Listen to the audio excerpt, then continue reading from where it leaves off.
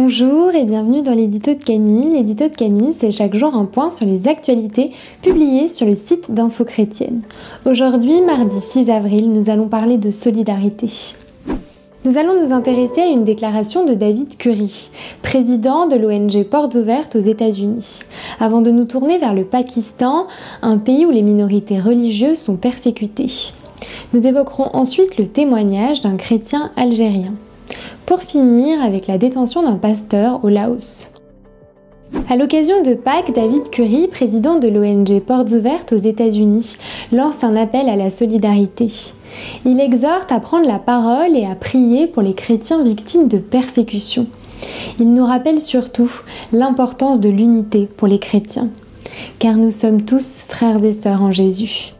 Et les actualités du jour nous montrent une nouvelle fois à quel point ce type d'action est nécessaire. Au Pakistan, les minorités religieuses, dont les chrétiens, voient leurs droits bafoués par les lois anti-conversion, qui sont un véritable instrument de persécution.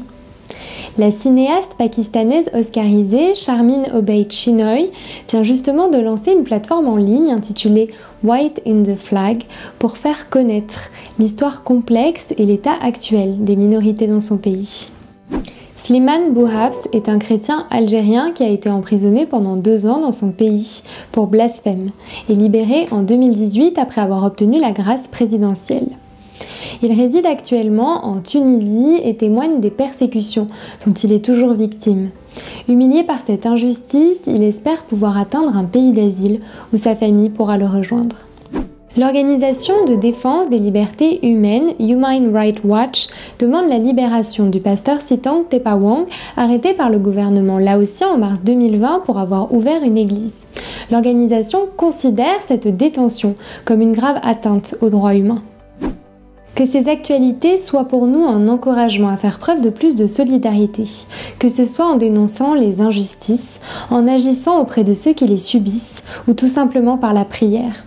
Veillons également auprès des chrétiens persécutés, comme nous y encourage le fondateur de Portes Ouvertes, Frère André, qui à l'occasion de Pâques a publié un texte intitulé « Pouvons-nous veiller une heure de plus avec ceux qui luttent ?»